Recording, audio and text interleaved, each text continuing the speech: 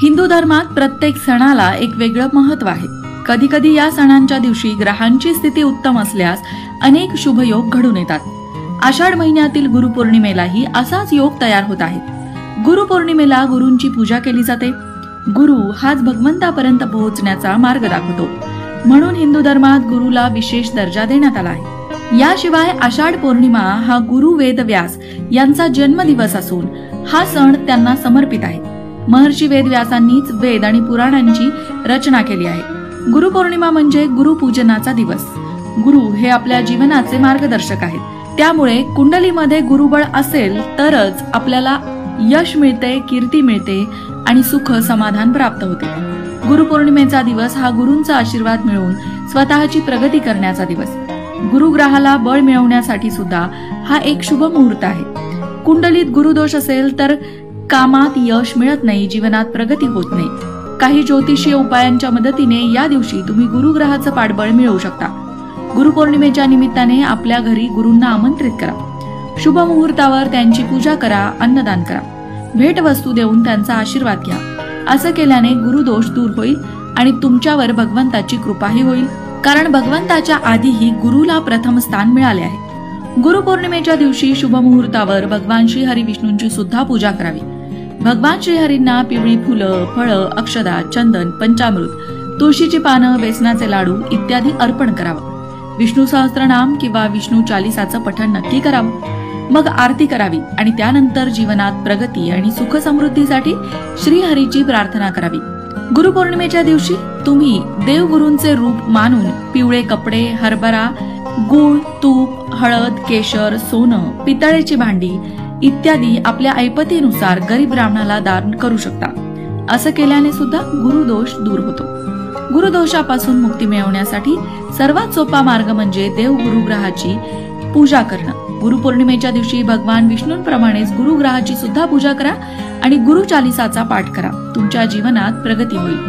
गुरुदोष दूर करण्याचा आणखीन एक मार्ग म्हणजे गुरु मंत्राचा जप करा। गुरुग्रहासाठी ओम बृहस्पते नमः या मंत्राचा जप करा। हा एक प्रभावी उपाय मानला जातो।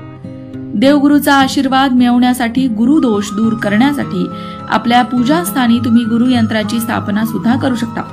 त्यानंतर त्याची नित्य पूजा करावी। गुरुपौर्णिमेच्या दिवशी लक्ष्मीनारायण मंदिरात नारळही अर्पण करावं। तसंच भगवान विष्णूंची पूजा करावी। आपल्या क्षमतेनुसार दान करावं। खास करून पिवळी मिठाई आणि कपडे दान करावे।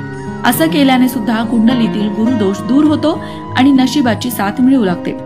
पैशाची कमतरता दूर करण्यासाठी सुद्धा हे उपाय तुम्ही करू शकता। पैशाची कमतरता दूर करण्यासाठी गुरुपौर्णिमेला गरजू लोकांना चणा डाळ दान करा, पिवळी मिठाई दान करा। त्याचबरोबर विवाहात येणारे अडथळे दूर करण्यासाठी गुरुपौर्णिमेच्या दिवशी गुरुयंत्राची स्थापना करा। गुरुयंत्राची रोज विधिवत पूजा करा। असं केल्याने सुद्धा लग्नातील अडथळे दूर होतात। विद्यार्थ्यांना अभ्यासात अडचण येत असेल किंवा अपेक्षित यश मिळत नसेल तर त्यांनी सुद्धा गुरुपौर्णिमेच्या दिवशी गायीची सेवा करावी, गुरूंचा आदर करावा आणि गीतेचं पठण करावं। मंडळी, गुरुपौर्णिमेच्या निमित्ताने तुम्ही या उपायांपैकी कुठलाही एक उपाय करून बघा। नक्कीच गुरुबळ तुम्हाला मिळेल, गुरुचा आशीर्वाद तुम्हाला मिळेल। गुरुपौर्णिमेच्या निमित्ताने आपण आपल्या गुरुजनांचा आदर सत्कार करत असतो, त्यांच्या प्रती कृतज्ञता व्यक्त करत असतो। या गुरुपौर्णिमेला जसं धार्मिक महत्व आहे तसं ज्योतिषशास्त्राच्या दृष्टीने सुद्धा खूप महत्व आहे।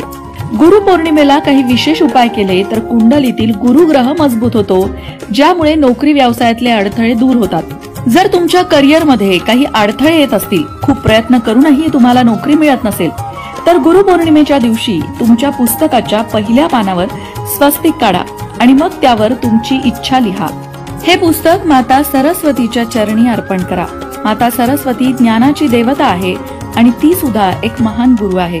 म्हणूनच तुमची इच्छा, तुमची समस्या माता सरस्वतीला सांगा आणि जीवनात सौभाग्य प्राप्ती करण्यासाठी, अर्थात नशिबाने तुमची साथ द्यावी असं तुम्हाला वाटत असेल, तुमच्या मार्गात कोणतेही अडथळे येऊ नयेत असं तुम्हाला वाटत असेल तर गुरुपौर्णिमेच्या दिवशी गुरुयंत्राची स्थापना करावी। त्यामुळे सौभाग्यात वाढ होते, आपली सगळी कामं पूर्ण होतात, अडलेली कामं खास करून पूर्णत्वाकडे जातात आणि कार्यक्षेत्रात यश मिळते। त्याचबरोबर गुरुपौर्णिमेला करायचा एक खास उपाय जो विद्यार्थ्यांनी करायचा आहे, उच्च शिक्षण घेण्यासाठी काही अडचणी येत असतील तर हा उपाय विद्यार्थ्यांनी नक्की करावा आणि तो उपाय आहे गुरुगीता पठण करण्याचा।